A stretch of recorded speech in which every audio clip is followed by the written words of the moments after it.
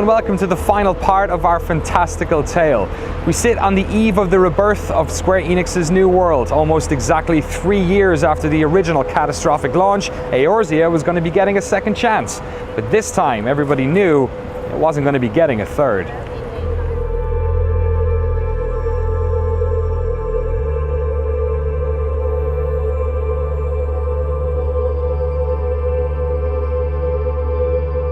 Once Dalamud had struck, Yoshida-san moved the 1.x patch team into the main team working on A Realm Reborn, taking lessons from contemporary MMOs, feedback from players over the 1.x phase, and elements that worked from the original version. They crafted a modern Final Fantasy XIV set in a vibrant world that reflected the energy of the franchise. And for Yoshida-san and some other members of the team, this was going to be a very public thing, as they took the short train ride from the office in Shinjuku to Shibuya to take part in a very special launch event. その渋谷のイベントへ向かうために朝電車に乗ってた。で、少しリハーサルを当然やらなきゃいけないので、少し早めに家を出て、いよいよ発売日かって思いながらその電車に乗っていたら、ちょうどそのドアの近くに立ってたんですよ。そしたらそのドアの僕は右側に立ってたんだけど、左側に立っていた男の子、多分大学生ぐらいだと思うんだけど、緑の綺麗な男の子がすっと僕のとこに寄ってきて、小声で「吉田さんですよね」本当に発売おめでとうございます」って「プレイヤーです」って言われたんですよ。でそんな状況でそのイベントを始めて、でみんなでそのここまで来る話をステージでしていて、最後マイクが当たってきて話をしようとしたら、その朝そう言われたことをちょっと思い出しちゃって、いやいろいろあったなって思ったら、言葉に詰まっちゃった瞬間にその来てたプレイヤーたち、お客さんたちがこう頑張れって言われちゃって、もう昨日もちょっと話したように MMO って発売してもそれがゴールじゃないスタートなので、なんかあんまり感傷に浸ってる暇なんて本来ないんだけど、思わずこうプレイヤーにこう頑張れって言われたせいで泣けてきちゃって、恥ずかしかったですね。運営を続けていこうと思います。本当にありがとうございます。そしてこれからもどうぞよろしくお願いします。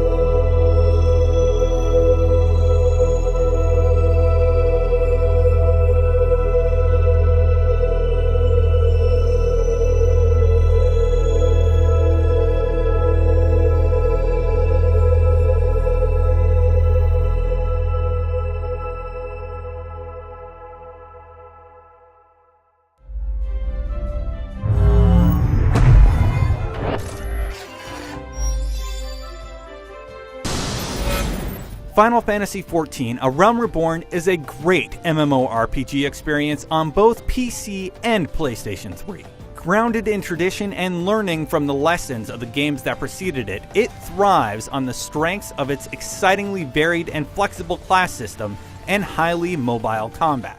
The game's rough launch is mostly over, but you still might have to contend with login errors.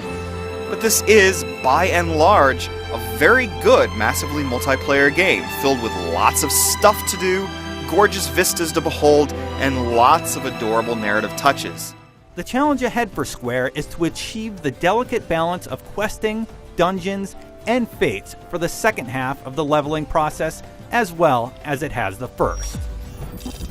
But considering the stunning reversal of fortune that Square has achieved here, it seems like anything is possible.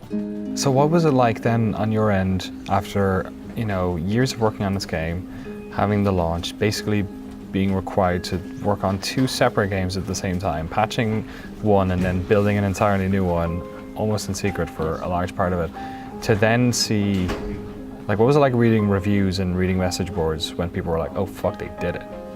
It was, yeah, I mean, we were just as surprised. I mean, not as surprised because again, it was definitely different. You know, in those months before releasing the original, I mean, I knew that the game wasn't in good shape, and so it's kind of, you're lying to yourself, trying to say, no, this is gonna be good, they're gonna like this part, they're gonna like this part, it's gonna be okay, it's gonna be okay. But with A Realm Reborn, playing it's like, this is a really good game. I mean, you're playing it, like, enjoying it, you know, but there's still that little bit in the back of your mind that's like, you know, and it's what we were told, is that once the game has been reviewed, even if you try to rebuild it, everyone's going to remember the old. They're not going to look at the new. And Metacritic never forgets. When 14 came out, the original, and it was maybe people were like, okay, I think, you know, I'm a hardcore offline Final Fantasy guy, but I'll try out this new one. But then, okay, it's terrible. See, I knew it. It's terrible. They're not going to want to come back for a second time. It's like, no, I already played that. It was terrible. And so there was just this feeling that even if it's a really great game, no one's going to play it. They're just going to like brush it off because it's the bad Final Fantasy Online that I tried, you know, in beta and it sucked, so I'm not going to play it anymore. And so yeah, we were afraid of that. But then, wow, it was just, I mean, servers breaking not breaking, but like servers getting so packed with people in those first few days, and then seeing the reviews come in, and you know, they saved, and then they start saying things like, you know, you saved the franchise, and you know, you saved the series, and I don't know, remembering what it was like, you know, at their launch of 1.0, and then just being able to, because who gets to re-experience a bad launch? It's something you don't get in the game industry. And especially in MMOs. And we did, and it was a great experience to be able to say, it was just that vindication of like all of that extra work that we had put in.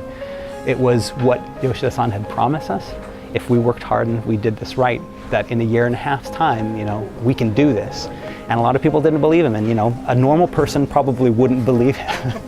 But I mean, maybe that's why we were able to do it, because all of the abnormals remained and made something that was, you know, literally impossible happen. やっぱりサーバーがあまりにもその混雑してその遊べない、せっかくパッケージをお金を出して買ってきたのにゲームが遊べないとは何事だ、まあ、オンラインゲームだから当然サーバーにつながらないと遊べないので、なんか評価とか以前の問題でその買ってもらったのに遊べない状況を作ってること自体がその僕にとってはショック、まあ、あんなに来るとはもちろん思ってなかったっていうのも要因ですけど、だから評価云々の前にまずちゃんとゲームに接続して遊べるようにしなきゃっていうことばっかりが当時の1ヶ月半ぐらい出荷を停止したりとか販売を停止したりとか、それしか全然覚えてないですね。With most other genres, this would be the part of the story where we fade to black and roll credits, but such luxuries don't exist in the world of massively multiplayer online games. In fact, after the release of A Realm Reborn, or 2.0 as they call it internally, the team applied the same content-rich patching schedule they had undertaken with 1.0, releasing a significant 2.x patch to the game every 3 to 4 months. Over the next 2 years, these patches progressed the story of ARR, added in epic raids and new modes such as 72-player PvP battles. But just like before, while the team was working on these 2.x patches, they were concurrently building an updated version of the game, the first expansion pack, Heavensward. 2014年の10月9月10月ぐらいかな、開発チームにも吉田さん申請したら楽になるって言ってませんでしたっけってバカ MMO これだけ巨大な規模の MMO は最初のエクスパンションパック出すところまでがスタートダッシュなんだよって言ってごめんねって Well, I mean, it was, what was in our minds was, you know, not having another letdown. Don't take for granted that the rebuild was a success. we can't just expect our users to say, oh, they're going to release expansion, so we can do whatever we want, and doesn't matter, they'll buy it, ha ha ha. There was none of that sense. One good thing that came out of the failed launch is that it's instilled into, the developers, all of the developers' minds that, we have to always strive to be better. We can't, let our guard down. It's in everyone's mind, and it's always lurking back there, and we don't want to repeat that. And because of that, everyone is like always on the top of their game. Is that still there even now? Because it's been 3.5 years. Well, I mean, yeah, the old guard, yes, we all have that. We all have that. But it's not all the old guard anymore. People have moved off onto other projects. Some people have left the company to go freelance, explore new opportunities. A lot of new people have come in. And so a lot of people, don't remember, what happened in 1.0 because they weren't summer there. Children. That's right, exactly. And us old timers can tell them, well, back in my day, we did it. And they'll be like, yeah, okay, whatever. And sometimes it does feel like that. There's always the chance that, you can just get too full of yourself and not do 100%, not learn from your mistakes, and that the community was like, no, we're done. And we were lucky to be given a second chance. We were really lucky to have that second chance actually succeed. I don't know, third time, I don't know if I want to press my luck any further. It's not a good, fun situation to be in. The things that I've learned over these past 7-8 years working on 11, the original and the new and the expansions, is something that I'm going to carry with me to all future projects, as it will with, all of the other devs that have done that. A piece of that Final Fantasy XIV 1.0, a piece of that, ARR and the expansions will be with all of them, and hopefully they'll be able to use that in all their future projects. Heavensward was another win for the team. Critically praised and loved by the community, it helped push cumulative subscriptions for the game beyond 5 million. In fact, the amount of players in Eorzea has kept rising. 当然上がり下がりはあります。上がり下がりをしながら少しずつ右へ上がっていくっていうのが、あんまり他の MMO ではない曲線なのかもしれないですけど、とにかくゲームデザインでずっとこのファイナルファンタジー14というゲームをプレイし続けていなければついていけなくなるとか、その一度やめてしまったら戻れないっていう風に絶対にならないようにっていうのが14のゲームデザインの根幹にある。なぜなら今本当にみんな忙しい。一つのゲームだけになんだろう、毎日ログインし続けられるわけじゃない。それはもともと MMO が大好きな僕ですらそうなので、そう考えた時に遊びたい時に遊んで、メジャーアップデートが来たら一気に遊んで、少し落ち着いて他のゲームも遊んだり、家族サービスをしたりで、またメジャーが来たらそれでいいと思ってるし、これからの MMO はそうじゃないと多分やっていけない。でやっぱり大きくゲーム1本分の新しい体験が来た時、全員集合して最新のファイナルファンタジーをプレイしてもらいたい。だからそれが基本ベースにあるので、やっぱりそのパッチの間で上がり下がりはする。ただ評判を聞いてずっと増え続けていくっていうのが理想だと思ってるし、14はそれでやれてきてるので、ただもっともっと遊んでほしい、たくさんの人にと思ってるので、チャレンジをまだまだ続けたいとは思ってます。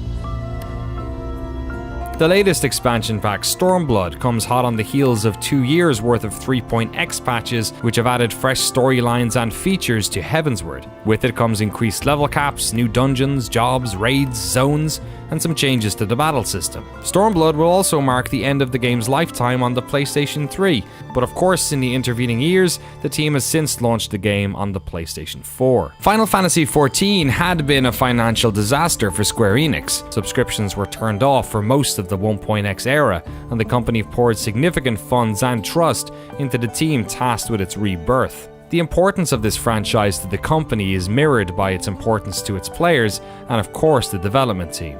This is a group of people who have dedicated years into ensuring that this game came back from the dead. Yoshida-san says he only needs about 4 hours sleep a night. I asked him about his social life. He says he doesn't really remember anything except work. He speaks fondly of those players that stuck with the team, those warriors of light that were saved at the end of 1.0. His respect for fans of this game and all Final Fantasy fans is clear to see. The realm of Eorzea is totally different now. A bustling, vibrant place full of stories, quests and adventurers. A world expanded upon even more with the release of Stormblood. But the old world, the story of 1.0, the fall of Dalamud and the people who survived the cataclysm will always live on. Those who were there, be them player or developer, will forever be bound together by that experience.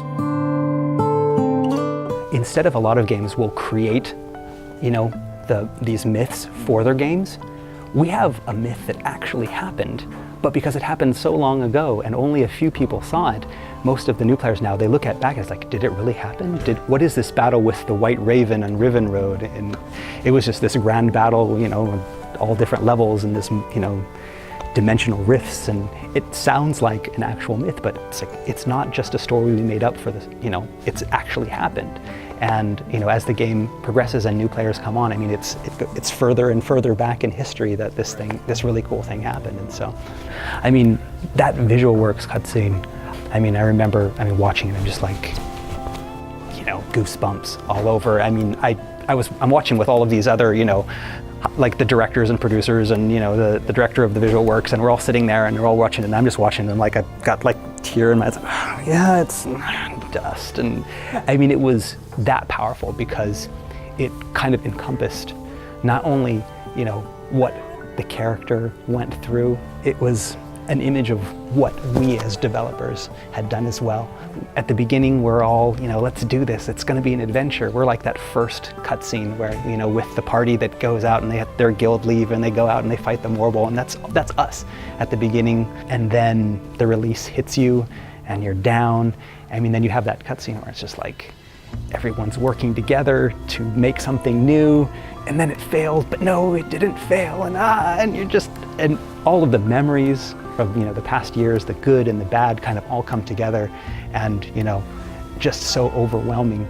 And that's pretty much the reaction then when we finally release it to the public that we got. So many people, I just remember the forums, checking out the forums that day. People were just like, I've been in tears all day, I've watched it 10 times, and to see that, that everyone felt the same way. It wasn't just the development team, it's that you have this hardcore group of very, very loyal fans that they believed in the game, we believed in the game, we stuck together, we were able to build this new thing that's not just for us, but it's opening up the doors for a whole new audience. But remember, we were there first. We're the ones that that stood by it, and we're the ones that did this. And they have the pride in that. Those players, those warriors of light that were the before Meteor guys. Yoshida-san in interviews will always talk about those people that supported us, and we couldn't have done it. It sounds so cliche. Oh, we couldn't have done it without your support. Literally, we could not have done it. Literally, we could not have done it. If those people hadn't remained, we just would like, no, let's forget it. We're not going to do it. We wouldn't have put as much effort in. It would have just been, okay, yeah, whatever. That's just free to play. Back when 1.0 came out, and could you have imagined that 3-4 years later you'd be in a fan event with thousands of people in Germany? No, I don't really imagine that. One day, we were, always saying one day we want to run a big fan event. We were, actually dreaming to have a huge fan festival in the future at that time. But actually, we made it. So that was really great.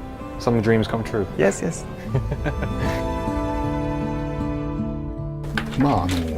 ただ自分スクエア長いんですけれども、あんまり変な言い方ですけど、会社に対して帰属意識というか、そこはあまりなくてですね、やっぱりゲーム作るって誰と一緒に作るかがすごく大切で、そこが一番重要だなと思っているんで、今回のプロジェクトは本当に組んでみたいというスタッフと組んですごく大きなことがやれて、すごい楽しかったし楽しいですねって感じではい。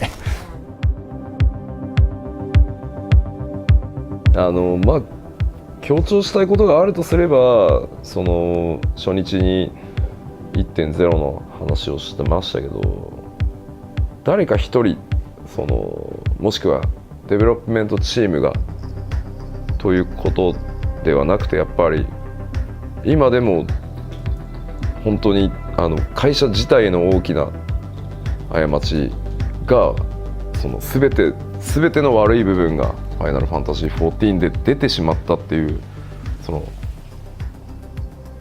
まあそれはリリースって意味のデータではなくて、それが全て爆発したのがファイナルファンタジー14のオリジナルバージョンだったんじゃないかって本当に強く思ってるので、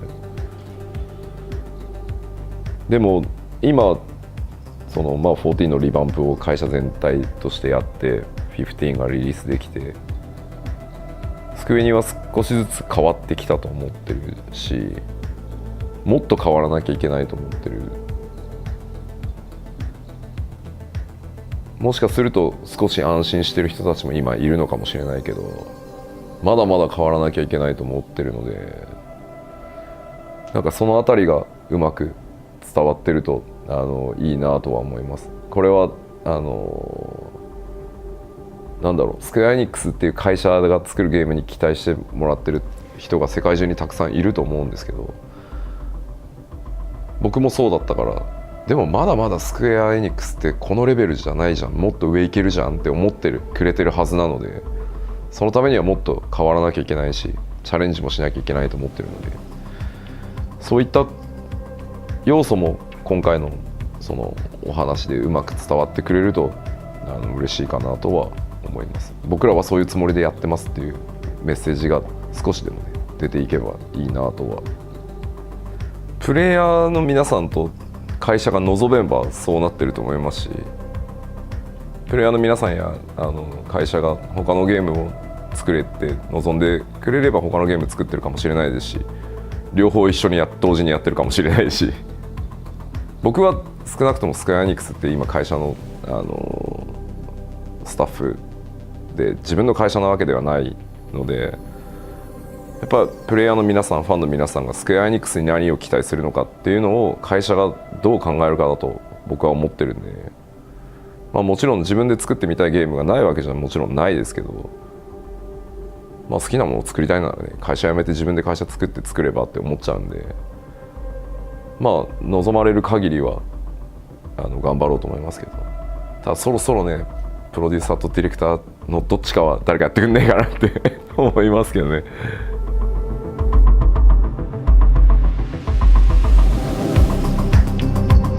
The tale of the death and rebirth of Final Fantasy XIV Online is a cautionary tale in corporate hubris.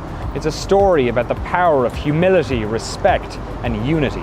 A fun story for those of us who knew nothing about it, cherished times for those who were fortunate enough to be there when it all happened, and a wonderful reminder of something we come across so often in life, the idea that reality can often be even more amazing than the fantasy.